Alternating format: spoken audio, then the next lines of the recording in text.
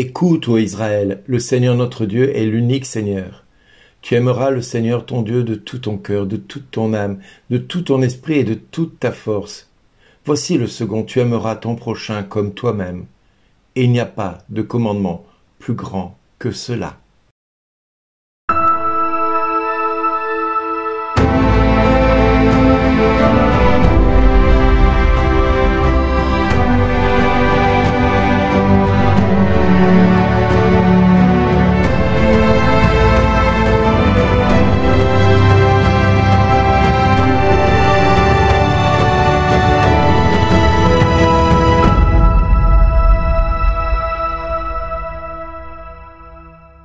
Aujourd'hui, le message vous est adressé par Bernard Dille. Bonjour les amis, il n'y a pas de commandement plus grand que cela.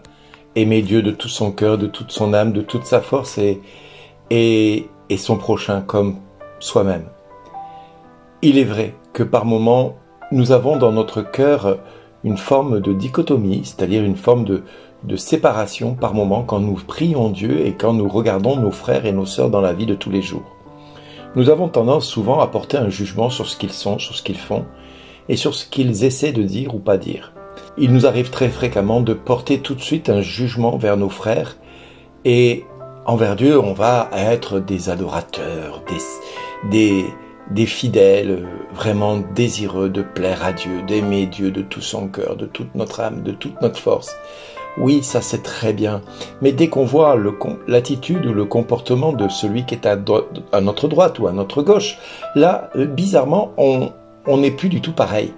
Et nous le voyons souvent dans l'église, quand des enfants s'agitent un petit peu dans les bancs de l'église et que les personnes commencent à regarder d'un mauvais œil les parents qui laissent faire l'enfant, qui agite, qui s'agite. Ça m'est arrivé à moi, c'est arrivé à d'autres personnes et ça arrivera à tout le monde.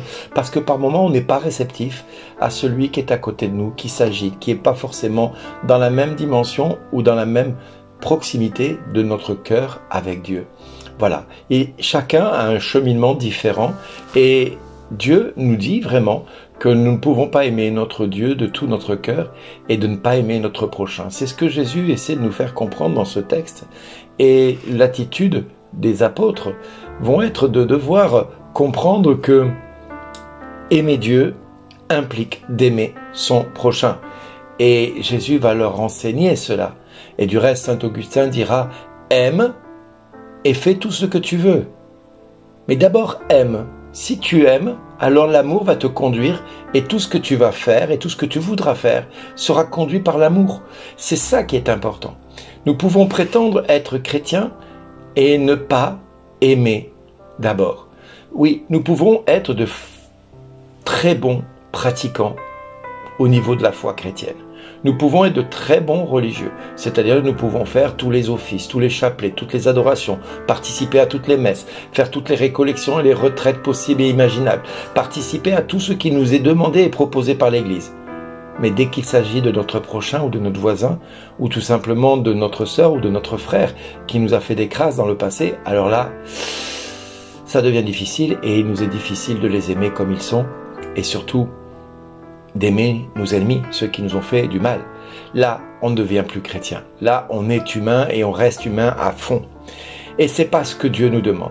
Saint Augustin, s'il dit « aime et fais tout ce que tu veux », c'est parce que l'amour va guider tes actes, l'amour va guider tes décisions, l'amour va guider tes regards envers ton prochain. Et c'est la conséquence de cet amour qui va être remplie d'une plénitude, celle de Dieu. Cette conséquence de cet amour en plénitude va nous conduire à aimer Dieu vraiment, sincèrement, parce que nous aimerons notre prochain, non pas pour ce qu'il est, non pas pour ce qu'il nous donne, non pas pour ce qu'il nous apporte, mais parce que tout simplement Dieu l'aime aussi autant que nous.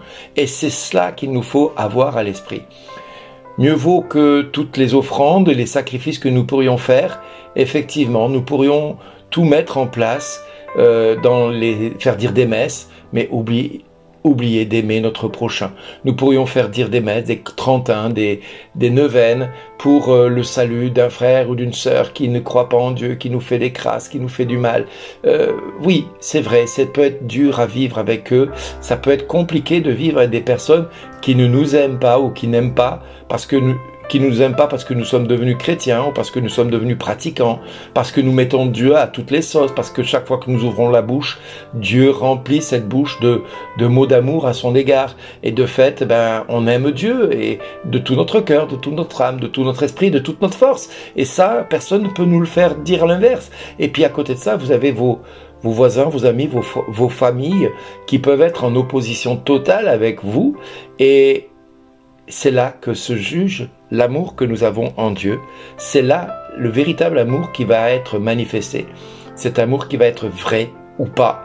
Cette bonté et ce don généreux de nous-mêmes aux autres, quelle que soit l'attitude qu'ils ont envers nous.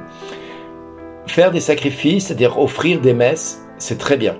Faire des offrandes, c'est très bien. Faire des dons à l'église, faire des dons pour les pauvres, c'est très bien.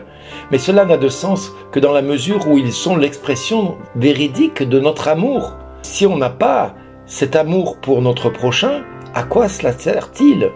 Oui, offrir des sacrifices et des offrandes n'a de sens que si on a l'amour pour Dieu et notre prochain. Alors on pense quelquefois que nous utilisons les petits commandements et les offrandes et les sacrifices comme une pierre, mais pour critiquer ou blesser les autres souvent. C'est souvent une pierre que nous mettons et que nous jugeons et qui font que nous faisons comme les Juifs qui étaient venus trouver Jésus et qui disaient à Jésus « Nous avons trouvé cette femme en flagrant délit d'adultère. » Et Jésus va leur répondre que celui qui n'a jamais péché jette la première pierre.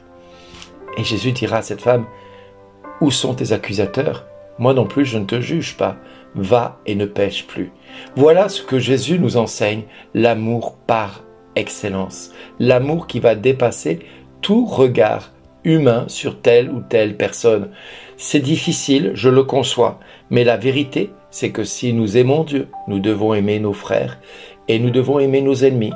Et c'est à l'amour qu'on aura les uns pour les autres qu'on sera reconnus comme ses disciples et que Dieu le Père, Dieu le Fils et Dieu le Saint-Esprit, en nous voyant agir ainsi, nous diront « Merci d'exister ».